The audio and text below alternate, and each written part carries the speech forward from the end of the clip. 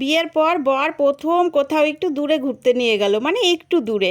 আর বলে না, প্ল্যান করে কোথাও যাওয়া যায় না, প্ল্যান ছাড়াই বেশি কোথাও এদিক ওদিক যাওয়া হয়ে যায়। এটা সম্পূর্ণ আমাদের প্ল্যান ছাড়া একটা মানে যাওয়া, ঘুরতে যাওয়া ছিল, কি বলবো।